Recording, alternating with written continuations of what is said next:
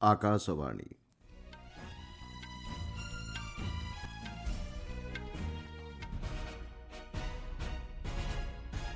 संवाद पढ़ुचंती मलय रंजन मिश्र। मुख्य संवाद आसंता मंगलवार ठारू दुईदिनिया साउदी अरब गस्तरे जिबे प्रधानमंत्री। देश में स्वास्थ्य सेवा क्षेत्र पर एक सामग्रिक आभिमुख्य नहीं सरकार कार्य करुछंती कहिले स्वराष्ट्रमंत्री। ऑनलाइन ठकई प्रति सतर्क रहिबाकू तीर्थयात्री और पर्यटकों को भारतीय साइबर क्राइम समन्वय केन्द्रर परामर्श। बांग्लादेश रे हिंदू संख्यालघु नेतांक अपहरण और हत्या घटना को तीव्र निंदा कला भारत। एवं आजिर आईपीएल रो द्वितीय मैच रे टॉस जीति प्रथमे बैटिंग करने लक्ष्नौ सुपर जायंट्स निष्पत्ति। प्रधानमंत्री नरेंद्र मोदी आसंता मंगलवार ठारू दुईदिनिया साउदी अरब गस्तरे जिबे। साउदी अरबर युवराज तथा प्रधानमंत्री मोहम्मद बिन सलमान को निमंत्रण क्रमे प्रधानमंत्री श्री मोदी एही गस्तरे जाउछंती। ए संपर्क में आज नुआदिल्ली गणमाध्यम को सूचना देई वैदेशिक व्यापार सचिव विक्रम मिश्री कहिसंती भारतर रणनैतिक सहयोगी भाव साउदी अरबर गुरुत्व को श्री मोदींकर एही गस्त प्रतिफलन करुछि। सेठारे विशाल भारतीय प्रवासी संप्रदाय रहिछंती जहाँकि संभवतः विश्वर द्वितीय बृहत्तम प्रवासी संप्रदाय। दुई देश मध्य संपर्क को अधिक सुदृढ़ करिबारे श्री मोदींकर एही गस्त विशेष सहायक हेबो बोली से कहिसंती। वैदेशिक व्यापार मंत्रालय दैथिबा सूचना अनुसार 2016 और 2019 मसीहा पर प्रधानमंत्री यह तृतीय साउदी अरब गस्त। सेप्टेम्बर 2023 मसीह G20 शिखर सम्मेलन में जोगदेवा प्रिंस सलमान नुआदिल्ली गस्तर आसीथिले। एही अवसर में भारत साउदी अरब द्विपाक्षिक सहयोगी परिषदर प्रथम बैठक में से अध्यक्षता करथिले। सामाजिक सांस्कृतिक और वाणिज्यिक क्षेत्र समेत विभिन्न क्षेत्र में दुई देश मध्य घनिष्ठ और बंधुत्वपूर्ण संपर्क रही। ईस्टर पर्व पालन अवसर में राष्ट्रपति द्रौपदी मुर्मू देशवासी विशेषकर देश और विदेश में रहुथिबा ख्रीष्टियान संप्रदाय को शुभेच्छा जणाइछंती।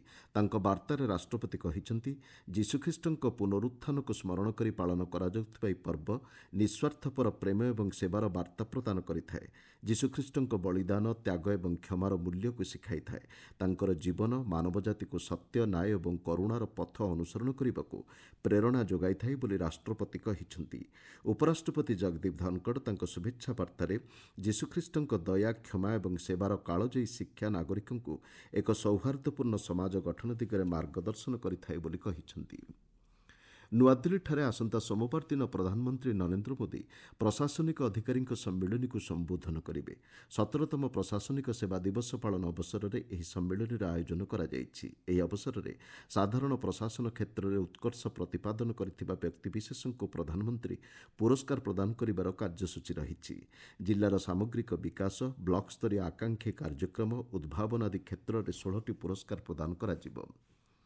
यकृत रोगर कारण और यार निराकरण दिगरे जनसचेतनता सृष्टि करने लक्ष्य नहीं आज विश्व यकृत दिवस पालन करा जाउछि। चलित वर्षर विषयवस्तु रही खाद्य हेउछि महौषधि। ଏହି ଅବସରରେ ସ୍ୱରାଷ୍ଟ୍ରମନ୍ତ୍ରୀ ଅମିତ ଶାହା କହିଛନ୍ତି ଦେଶରେ ସ୍ୱାସ୍ଥ୍ୟସେବା କ୍ଷେତ୍ର ପାଇଁ ସରକାର ଏକ ସାମଗ୍ରିକ ଆଭିମୁଖ୍ୟ ସହିତ କାର୍ଯ୍ୟ କରୁଛନ୍ତି। ନୂଆଦିଲ୍ଲୀସ୍ଥିତ institute of liver and biliary sciences ପକ୍ଷରୁ ଆୟୋଜିତ ଏକ କାର୍ଯ୍ୟକ୍ରମରେ ଯୋଗଦେଇ ଶ୍ରୀ ଶାହା କହିଛନ୍ତି ପ୍ରଧାନମନ୍ତ୍ରୀ ନରେନ୍ଦ୍ର ମୋଦିଙ୍କ ନେତୃତ୍ୱରେ ଗତ 11 ବର୍ଷ ମଧ୍ୟରେ ସ୍ୱାସ୍ଥ୍ୟ ଭିତ୍ତିଭୂମିରେ ଉଲ୍ଲେଖନୀୟ ଅଭିବୃଦ୍ଧି ଘଟିଛି। ସ୍ୱାସ୍ଥ୍ୟ ବଜେଟ୍ ଏବେ 1,27,000 କୋଟି ଟଙ୍କାକୁ ବୃଦ୍ଧି ପାଇଥିବା ବେଳେ ଦେଶରେ ଏମ୍ସ ସଂଖ୍ୟା 23ରେ ପହଞ୍ଚିଛି। ମେଡିକାଲ କଲେଜ ସଂଖ୍ୟା ମଧ୍ୟ 387ରୁ ବୃଦ୍ଧି ପାଇ 780ରେ ପହଞ୍ଚିଛି। ଯକୃତ ରୋଗ ସମ୍ପର୍କରେ ସଚେତନତା ସୃଷ୍ଟି କରିବା ଉପରେ ଗୁରୁତ୍ୱ ପ୍ରଦାନ କରି ମନ୍ତ୍ରୀ ଶ୍ରୀ ଶାହା ନିୟମିତ ବ୍ୟାୟାମ ସନ୍ତୁଳିତ ଖାଦ୍ୟ ଗ୍ରହଣ ମାଧ୍ୟମରେ ସୁସ୍ଥ ଜୀବନଶୈଳୀ ଆପଣାଇବାକୁ ପରାମର୍ଶ ଦେଇଛନ୍ତି। विश्व यकृत दिन पर भी मैं देश भर के विशेषकर सभी युवाओं को जिनको अभी 40-50 साल तक अपना जीवन व्यतीत करना है, इस देश के विकास में योगदान देना है, वो युवाओं को मैं जरूर कहना चाहूंगा कि अपने शरीर के लिए 2 घंटा और दिमाग के लिए कम से कम 6 घंटे की नींद एक बार रिजर्व कर लीजिए। अनेक गुना उपयोगिता इसकी बढ़ जाएगी। ଏହି ଅବସରରେ ଶ୍ରୀ ଶାହା କର୍ପୋରେଟ୍ ସଂସ୍ଥାଗୁଡ଼ିକୁ ସେମାନଙ୍କ ସାମାଜିକ ପ୍ରତିବଦ୍ଧତା କାର୍ଯ୍ୟକ୍ରମରେ ସୁସ୍ଥ ଯକୃତ ସଚେତନତା ଅଭିଯାନକୁ ଅନ୍ତର୍ଭୁକ୍ତ କରିବାକୁ ପରାମର୍ଶ ଦେଇଛନ୍ତି। ଟେସ୍ଲାର ମୁଖ୍ୟ କାର୍ଯ୍ୟନିର୍ବାହୀ ଅଧିକାରୀ ଏଲନ୍ ମସ୍କ କହିଛନ୍ତି ଚଳିତ ବର୍ଷ ଶେଷ ସୁଦ୍ଧା ସେ ଭାରତ ଗସ୍ତରେ ଆସିବେ। ପ୍ରଧାନମନ୍ତ୍ରୀ ନରେନ୍ଦ୍ର ମୋଦିଙ୍କ ସାମାଜିକ ଗଣମାଧ୍ୟମ ପୋଷ୍ଟରେ ମତ ଦେଇ ସେ କହିଛନ୍ତି ଶ୍ରୀ ମୋଦିଙ୍କ ସାକ୍ଷାତ ଆଲୋଚନା ତାଙ୍କ ପାଇଁ ଗୌରବର ବିଷୟ। ସୂଚନାଯୋଗ୍ୟ ପ୍ରଧାନମନ୍ତ୍ରୀ ଶ୍ରୀ ମୋଦି ଗତକାଲି ଶ୍ରୀ ମସ୍କଙ୍କ ସହ ବୈଷୟିକ ଏବଂ ଉଦ୍ଭାବନ କ୍ଷେତ୍ରରେ ସହଭାଗିତା ନେଇ ଆଲୋଚନା କରିଥିଲେ।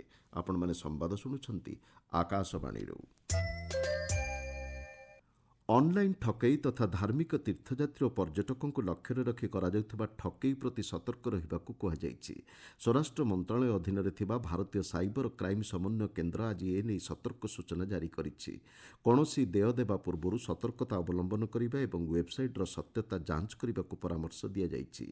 ଗୁଗୁଲ, ଫେସବୁକ୍ କିମ୍ବା ହ୍ୱାଟ୍ସଆପ୍ରେ ଆସୁଥିବା ଅଜଣା କଲ୍ କିମ୍ବା ଲିଙ୍କ୍ ଉପରେ କ୍ଲିକ୍ କରିବା ପୂର୍ବରୁ ସତର୍କ ରହିବାକୁ କୁହାଯାଇଛି। ମିଥ୍ୟା website, social media page, Facebook post ଏବଂ ଗୁଗୁଲ ଭଳି ମାଧ୍ୟମରେ ସର୍ଚ୍ଚ କରିବା ବେଳେ ଏଭଳି ଠକେଇ ହେଉଥିବା କେନ୍ଦ୍ର କହିଛି। ଚାରିଧାମ ଯାତ୍ରା ପାଇଁ ଶ୍ରଦ୍ଧାଳୁ ଅନଲାଇନ୍ ବୁକିଂ କରିବା ବେଳେ ଏସବୁ ପ୍ରତି ତୀକ୍ଷ୍ଣ ନଜର ରଖିବାକୁ ପଡ଼ିବ।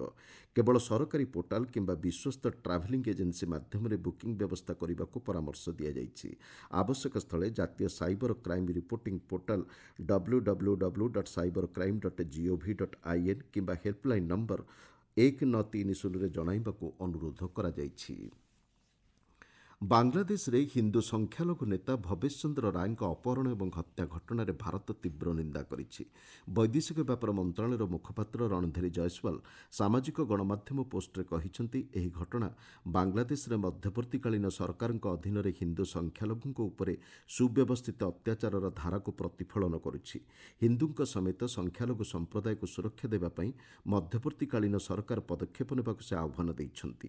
ସୂଚନାଯୋଗ୍ୟ ଦିନାଜପୁର ଜିଲ୍ଲାର ବିରାଲ ଅଞ୍ଚଳରେ ପ୍ରମୁଖ ହିନ୍ଦୁ ସମ୍ପ୍ରଦାୟ ନେତା ଭବେଶ ଚନ୍ଦ୍ର ରାୟଙ୍କୁ ଗତ ଗୁରୁବାର ଅପରାହ୍ନରେ ଅପହରଣ ସହ ହତ୍ୟା କରାଯାଇଥିବା ନେଇ ଅଭିଯୋଗ ହୋଇଛି। ଶ୍ରୀ ରାୟ ବାଂଲାଦେଶ ପୂଜା ପ୍ରସାର ପରିଷଦର ବିରାଲ ଶାଖାର ଉପାଧ୍ୟକ୍ଷ ଭାବେ କାର୍ଯ୍ୟ କରୁଥିଲେ। ଭାରତର ପ୍ରଥମ ଉପଗ୍ରହ ଆର୍ଯ୍ୟଭଟ୍ଟକୁ ଆଜି 50 ବର୍ଷ ପୂରଣ ହୋଇଛି। 1975 ମସିହା ଆଜିର ଦିନରେ ଉତ୍କ୍ଷେପଣ କରାଯାଇଥିବା ଏହି ଉପଗ୍ରହକୁ ପ୍ରାଚୀନ ଭାରତୀୟ ଗଣିତଜ୍ଞ ତଥା ଜ୍ୟୋତିର୍ବିଜ୍ଞାନୀ ଆର୍ଯ୍ୟଭଟ୍ଟଙ୍କ ନାମରେ ନାମିତ କରାଯାଇଥିଲା। ସୌର ପଦାର୍ଥ ବିଜ୍ଞାନ, ଏରୋନମି ଏବଂ ଜ୍ୟୋତିର୍ବିଜ୍ଞାନ ଭଳି କ୍ଷେତ୍ରରେ ଅନୁସନ୍ଧାନ କରିବା ପାଇଁ ଏହି ଉପଗ୍ରହକୁ ପ୍ରସ୍ତୁତ କରାଯାଇଥିଲା। ଇସ୍ରୋ ଦ୍ୱାରା ନିର୍ମିତ ଏହି ଉପଗ୍ରହକୁ ୟୁଏସ୍ଏସ୍ଆର୍ ସହାୟତାରେ କାପୁସ୍ତିଆନ ୟାର କ୍ଷେପଣାସ୍ତ୍ର କେନ୍ଦ୍ରରୁ ଆର୍ଯ୍ୟଭଟ୍ଟକୁ ମହାକାଶକୁ ଛଡ଼ାଯାଇଥିଲା। 5 ଦିନ କକ୍ଷପଥରେ ରହିବା ପରେ ବିଦ୍ୟୁତ୍ ବିଚ୍ଛିନ୍ନତା କାରଣରୁ ଆର୍ଯ୍ୟଭଟ୍ଟର ପରୀକ୍ଷଣ ବନ୍ଦ ହୋଇଥିଲା।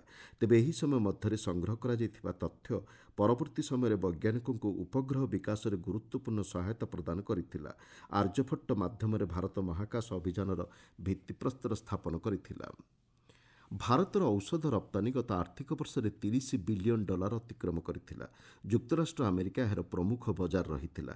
ଦେଶର ମୋଟ ଔଷଧ ରପ୍ତାନୀର ଏହା 1/3ରୁ ଅଧିକ ଥିବା ଜଣାପଡ଼ିଛି। ସରକାରୀ ବାଣିଜ୍ୟ ତଥ୍ୟ ଅନୁଯାୟୀ 2023-24 ଆର୍ଥିକ ବର୍ଷ ତୁଳନାରେ ଏହା 9% ଅଧିକ।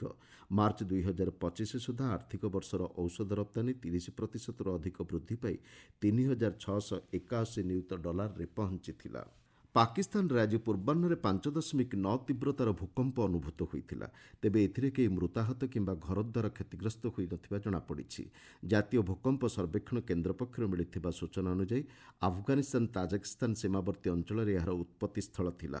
ଭୂସ୍ତରଠାରୁ 94 କିଲୋମିଟର ଗଭୀରତାରେ ଏହି କେନ୍ଦ୍ର ଥିବା ଜଣାପଡ଼ିଛି। ଇସଲାମାବାଦ, ଲାହୋର, ପେଶୱାର, ରାଓଲପିଣ୍ଡି ସମେତ ଖାଇବର ପଖ୍ତୁଆ ଏବଂ ପାକିସ୍ତାନର ବିଭିନ୍ନ ଅଞ୍ଚଳରେ ଭୂକମ୍ପ ଅନୁଭୂତ ହୋଇଥିବା ଜଣାପଡ଼ିଛି। ଆଇପିଏଲ୍ କ୍ରିକେଟ୍ର ଦ୍ୱିତୀୟ ମ୍ୟାଚ୍ରେ ଆଜି ଆଉ ଅଳ୍ପ ସମୟ ପରେ ରାଜସ୍ଥାନ ରୟାଲ୍ସ ଏବଂ ଲକ୍ଷ୍ନୌ ସୁପର ଜାୟାଣ୍ଟସ୍ ମଧ୍ୟରେ ମୁକାବିଲା ଆରମ୍ଭ ହେବ। ଜୟପୁରର ସବାଇ ମାନସିଂହ କ୍ରିକେଟ୍ ଷ୍ଟାଡିୟମ୍ଠାରେ ଆରମ୍ଭ ହେବାକୁ ଥିବା ଏହି ମ୍ୟାଚ୍ରେ ଟସ୍ ଜିତି ପ୍ରଥମେ ବ୍ୟାଟିଂ କରିବାକୁ ଲକ୍ଷ୍ନୌ ସୁପର ଜାୟାଣ୍ଟସ୍ ନିଷ୍ପତ୍ତି ନେଇଛି। ଆଜିର ପ୍ରଥମ ମ୍ୟାଚ୍ରେ ଗୁଜରାଟ ଟାଇଟାନ୍ସର ବ୍ୟାଟିଂ ଜାରି ରହିଛି। ଅହମ୍ମଦାବାଦର ନରେନ୍ଦ୍ର ମୋଦି ଷ୍ଟାଡିୟମ୍ରେ ଖେଳାଯାଇଥିବା ମ୍ୟାଚ୍ରେ ଟସ୍ ଜିତି ପ୍ରଥମେ ବୋଲିଂ କରିବାକୁ ଗୁଜରାଟ ଟାଇଟାନ୍ସ ନିଷ୍ପତ୍ତି ନେଇଥିଲା। ଦିଲ୍ଲୀ କ୍ୟାପିଟାଲ୍ସ ନିର୍ଦ୍ଧାରିତ 20 ଓଭରର 8 ୱିକେଟ୍ ବିନିମୟରେ 203 ରନ୍ ସଂଗ୍ରହ କରିଥିଲା। ଗୁଜରାଟ ପକ୍ଷରୁ ପ୍ରସିଦ୍ଧ କ୍ରିଷ୍ଣା ସର୍ବାଧିକ 4ଟି ୱିକେଟ୍ ଅକ୍ତିଆର କରିଥିଲେ। ବିଜୟ ଲକ୍ଷ୍ୟକୁ ପିଛା କରି ସମ୍ବାଦ ପ୍ରସ୍ତୁତ ହେବା ବେଳକୁ ଗୁଜରାଟ ଟାଇଟାନ୍ସ 15 ଓଭରରେ 2 ୱିକେଟ୍ ହରାଇ 158 ରନ୍ ସଂଗ୍ରହ କରିଥିଲା। ମୁଖ୍ୟ ସମ୍ବାଦଗୁଡ଼ିକ ପୁଣି ଥରେ। ଆସନ୍ତା ମଙ୍ଗଳବାରଠାରୁ 2 ଦିନିଆ ସାଉଦି ଆରବ ଗସ୍ତରେ ଯିବେ ପ୍ରଧାନମନ୍ତ୍ରୀ। ଦେଶରେ ସ୍ୱାସ୍ଥ୍ୟସେବା କ୍ଷେତ୍ର ପାଇଁ ଏକ ସାମଗ୍ରିକ ଆଭିମୁଖ୍ୟ ନେଇ ସରକାର କାର୍ଯ୍ୟ କରୁଛନ୍ତି କହିଲେ ସ୍ୱରାଷ୍ଟ୍ରମନ୍ତ୍ରୀ। ଅନଲାଇନ୍ ଠକେଇ ପ୍ରତି ସତର୍କ ରହିବାକୁ ତୀର୍ଥଯାତ୍ରୀ ଏବଂ ପର୍ଯ୍ୟଟକଙ୍କୁ ଭାରତୀୟ ସାଇବର କ୍ରାଇମ୍ ସମନ୍ୱୟ କେନ୍ଦ୍ରର ପରାମର୍ଶ।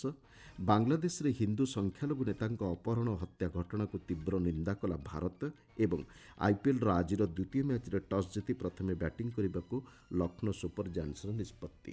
ସମ୍ବାଦ ଶେଷ ହେଲା।